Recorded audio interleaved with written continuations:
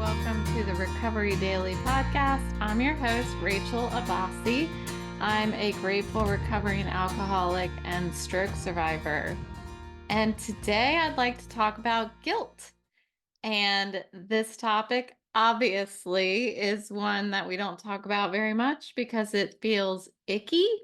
But today I wanted to shine some light on it, talk about my experiences with guilt, being disabled with an invisible illness and what that feels like for me and how I combat some of those feelings. So,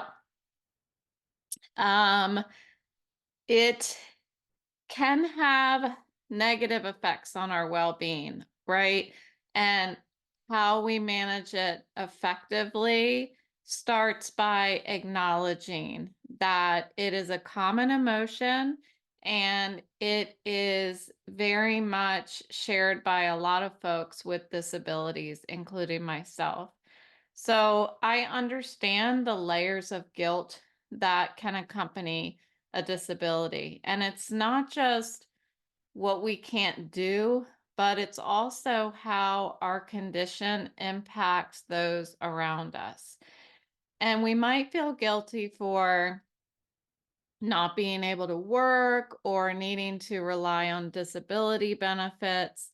The financial strain for many people with the medical bills can add to a lot of guilt, especially if you're battling with the insurance companies that are possibly denying your benefits that you deserve, to just add on top of all of the complex issues that one needs to deal with after, of course, you've had some sort of life-altering event in many cases. So we might feel that we're not contributing enough to our households or our relationships, and this guilt can be quite overwhelming.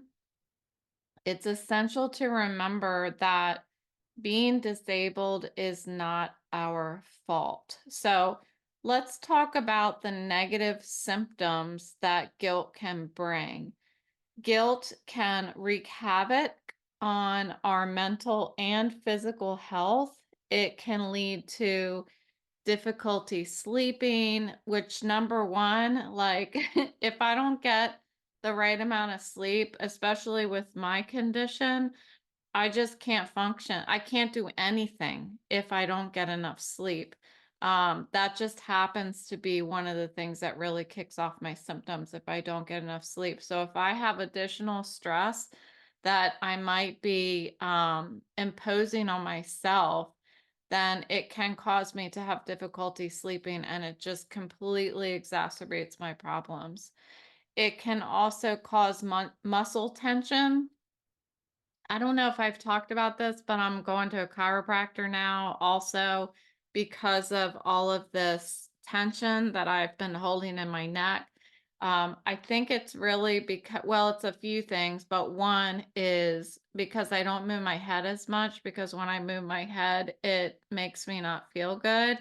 So holding my head and my neck really stiff is causing a lot of pain in my shoulders and stuff. So muscle tension, digestive issues, anxiety, and then depression. So these symptoms can create a vicious cycle where our physical discomfort exacerbates our emotional distress and vice versa. You know, it's like a cycle. So how can we deal with this guilt?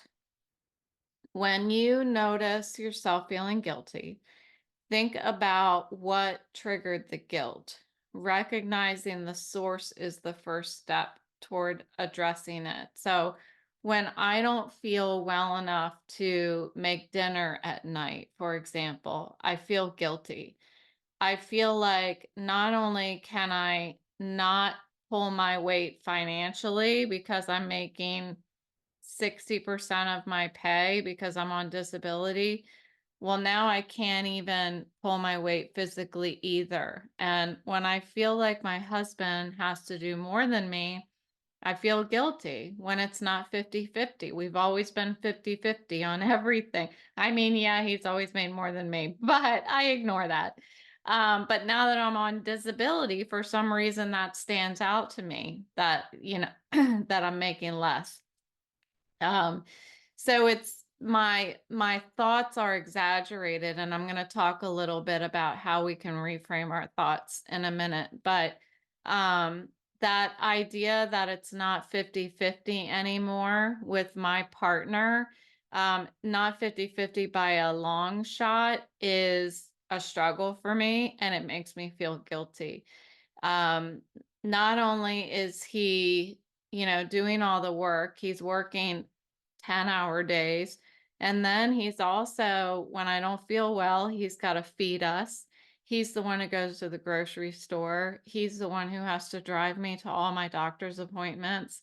And so it's, I feel really responsible to try to, whenever I feel any inkling of enough energy and feel well enough to stand up and do something for a long period of time, I feel like I need to be cleaning the house, doing the dishes, uh, making dinner, something like that. And that's a lot of pressure on myself that I'm putting on myself. I did not feel that way when I was working. It's not like I got off work after working a 8 to 10 hour day and I run downstairs and I'm like, I have to do the dishes. It wasn't like that. So why do I feel like that now? So the answer for me is to tell him the way that I feel. That's it. Just say it out loud to him, and the rest will come out in the conversation. Disabilities are not a choice. They are circumstances that are a result of an event or condition. My disability, my invisible illness, is the circumstance that is a result of my stroke. And instead of blaming myself on what I can't control, I need to practice self-compassion. And I talked a lot about self-compassion yesterday. How would you treat your friend or your mother or your brother if any of them were in the same circumstance? Surely you would not treat them the same way that you're treating yourself. And so here's the answer. Go look in the mirror and say, I love you. Seriously, do it. It feels super awkward, but do it anyway. If you find yourself putting blame on yourself or feeling guilty, feeling not good enough, go into the bathroom, look in the mirror, and say, I love you.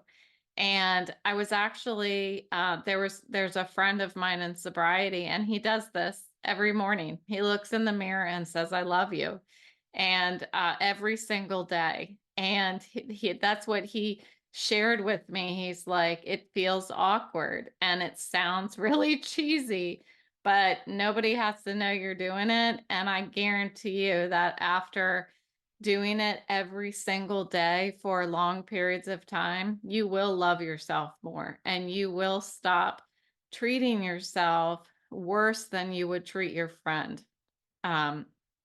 So my psychiatrist talks a lot about reframing my thoughts. And instead of, I should be able to work a full-time job, I should think, I am able to contribute by taking care of my dogs, doing my podcast, and taking care of the house when I feel well. So it's turning what I can't do into what I can do, appreciating what I can do instead of criticizing what I can't do. And if you feel guilty asking for help, imagine if the roles were reversed. I know you probably have heard this before. So you would likely be very happy to help your loved one and wouldn't want them to feel guilty if they needed help.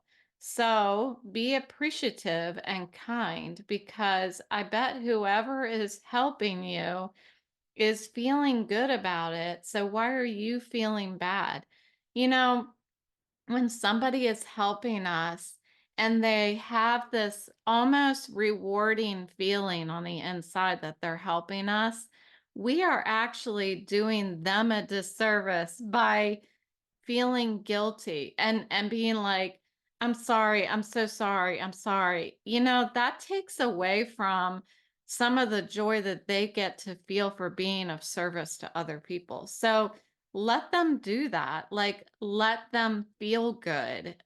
When we feel bad, it's taking away from their experience. That sounds weird, but it's totally true. Remind yourself that you are doing the best you can. This can provide an immense amount of relief. We are all doing the best we can with the cards we've been dealt, and that's enough. This is something that I've learned over time in sobriety. Like when I had to go back and do my amends to people, and I had to look back on my relationships with people and my role in the relationships, one of the things that I had to keep reminding myself of is that we're all doing the best we can. So in sobriety, sometimes it helps me in forgiveness to forgive other people by saying, I'm sure she or he is doing the best that they can. And in this case, I also need to remind myself that I'm doing the best that I can. And that's enough. It has to be enough. It is enough. If guilt is persistent and negatively impacting your mental health or your physical health, seek help from a counselor or a psychologist, psychiatrist, whoever. Seek help from a professional. They can help you identify the root of your guilt and develop strategies to cope with it.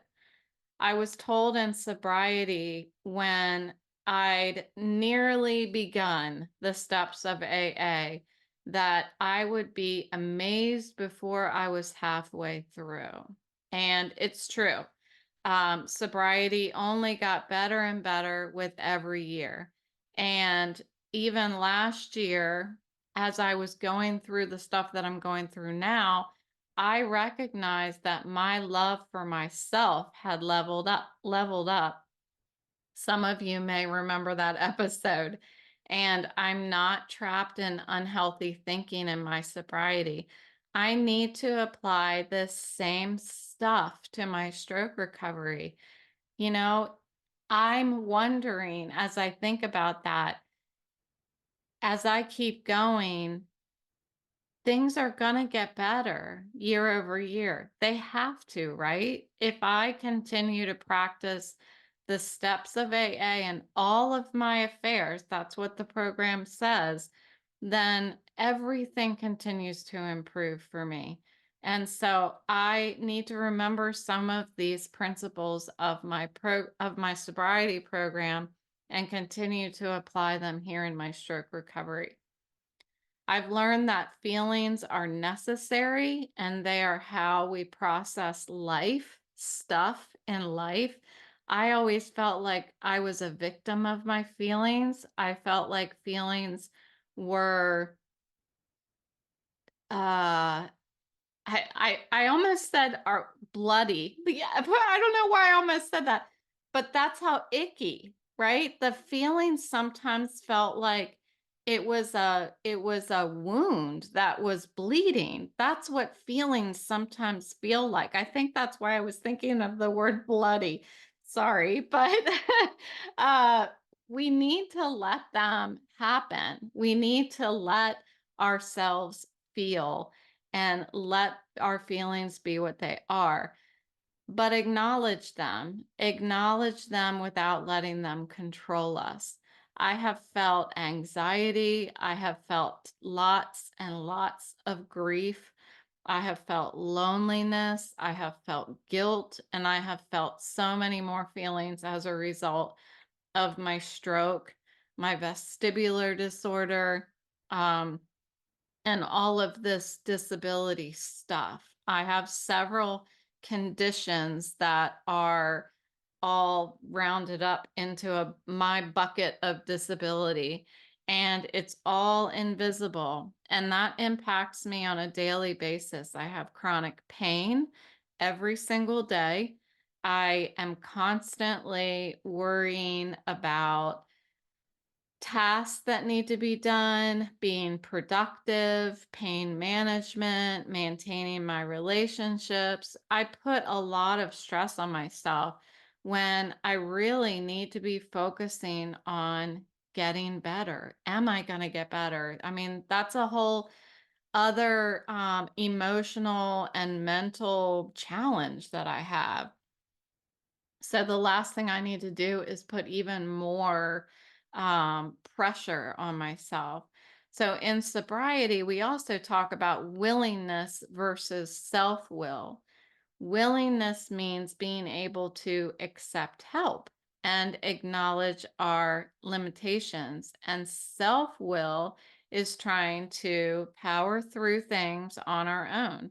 And this often will lead to more stress and more guilt. So, applying willingness to my stroke recovery means that I need to embrace the support, embrace help like I did when I entered into sobriety. And there's a lot of support available to me.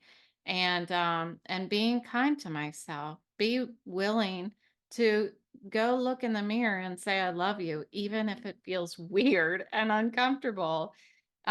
Just do it, right? Because it's either you get up and you do these things when you're alone that may feel a little awkward, but could pay off, or you sit here and feel funky, you know? So if you're struggling with guilt due to a disability, remember that your disability is not your fault. You're doing the best you can, and that's enough. Reflect on what triggers your negative thoughts. Try reframing them. Sometimes it takes work. Sometimes it even sounds like you're lying to yourself or feels awkward, but do it anyway. Spin your thoughts to the positive. And please seek professional help if you need it. Let's commit to self-kindness and the freedom that comes with it. Thank you for joining me on this episode of Recovery Daily Podcast. If you found today's discussion helpful, please share it with others who might benefit. Don't forget to click follow or subscribe, and I will talk to you